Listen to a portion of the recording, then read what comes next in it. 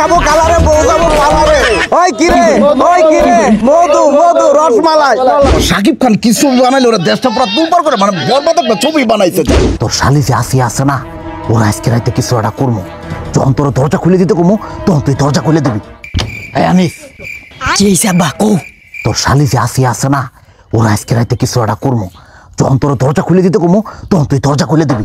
কি কইতাছ? তোমার মাথা কি ঠিক আছে? ও তো তোমার মেয়ের মতো। তোর কথা তুই কারে কি কইতাছস? ওই হিসাব করলে তো আমরা মানুষই হইতাম। এর আগে তো মনে কর নিজের পোলার বর্ডারও ছাড় দেয়নি। কি কইতাছ? আমার বর্ডারের সাথ দাও নাই। হ্যাঁ তাহলে এইবার বোস, আর এটা তো পোলার বউয়ের বোন, কত দূরের ব্যাপার, আর কোনো সমস্যা নাই। আব্বা এই ব্যাপার নিয়ে পরবর্তী কিন্তু ঝামেলা হইতে পারে, আমগরে কিন্তু ফাঁসিও হইতে পারে। ধরে পাগলা কি এর ফাঁসির কথা কইতাছস? এটা হইতাছে ইস্যুর দেশ, এগুলো নিয়ে পরবর্তীতে কোনো ঝামেলা হইব না। যা তোরা যেটা কইছিস এটা কর যা। ঠিক আছে আব্বা, রাইতে আমি খুলে দিব, আইছো। আমি তোমারে আগে কইছিলাম তুমি দর্শন করতে যাও না, এন দেখছো জেলখানাতে আমগরে ফাঁসি হবো, আমগরে জেলখানাত পয়সা মরণ রাখবো। ধরে চুপ থাকবো কা? আমি তোর একটা কথা কইছিলাম না যে এটা ইস্যুর দেশ, চিন্তা করিস না। দেখ দেশের মধ্যে যে কোনো মুহূর্তে একটা ইস্যু শুরু হয়ে যাব, তখন আবার কি এর জেলখানা, কি এর ফাঁসি, কি এর দর্শন, সব কিছু ভুলে যাবো গা।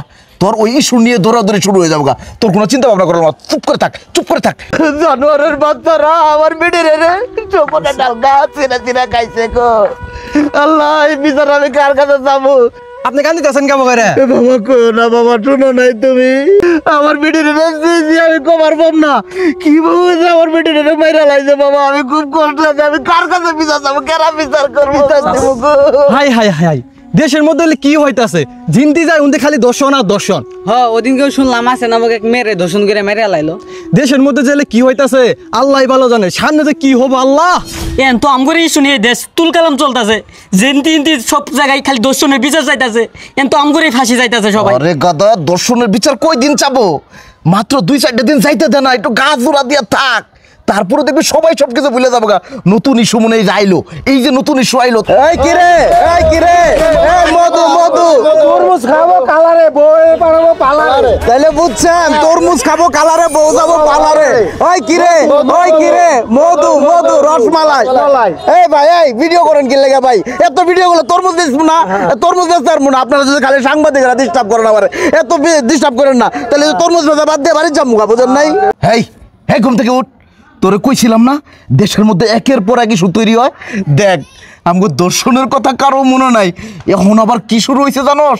মধু মধু রসমালাই তরমুজের ভাইরাল শুরু হয়ে গেছে গা। এখন মানুষ খালি ওইটা নিয়ে আছে, আমগোর কথা কেউ মনে করে না।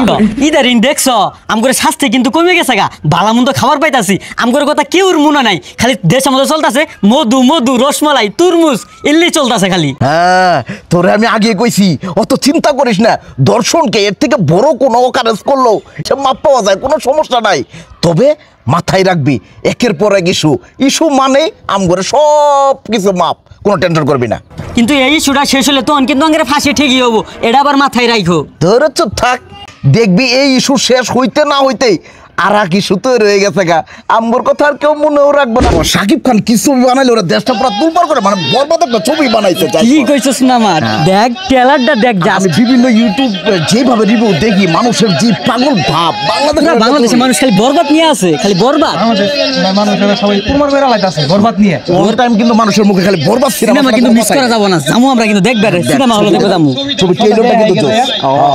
আর মানুষ বরবাদ ছাড়া কোনো কথাই বলে না। শাকিব খানের সাথে একটা ছবি উঠে ছাড়লেই বরবাদ। তরমুজের ইস্যু শেষ, এখন আবার শুরু হয়েছে বরবাদ।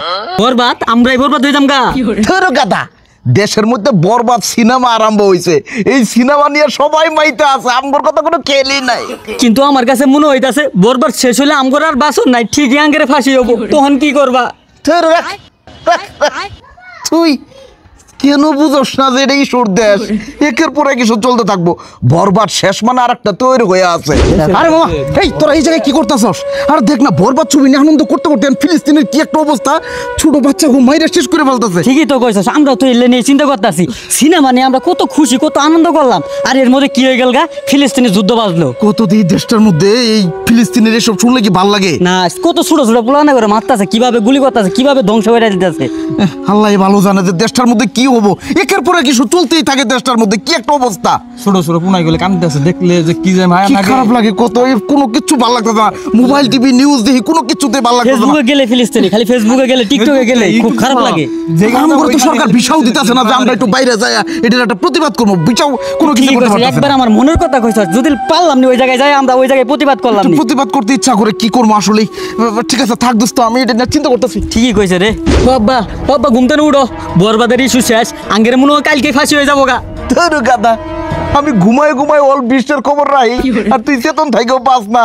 বরবাদ শেষটাতে কি হয়েছে, এখন আবার দেশের মধ্যে ফিলিস্তিনের বরবাদ শুরু হয়ে গেছে। তার মানে দুই দেশে মিলে চরম লেভেলে যুদ্ধ লাগিয়ে গেছে গা। দেশের মধ্যে তুলপার শুরু হয়ে গেছে গা, ছোট ছোট বাচ্চা গো খুন করে শেষ করে ফেলাইতেছে। আবার মনে করো আমগর মতো দর্শনকারী করে কোনো শাস্তি নাই, কেউ মনেও রাখে নাই। বাদ দে ইস্যু হয়ে যাবো। তাই নাকি আব্বা? তাইলে অপরাধীর জয় হোক।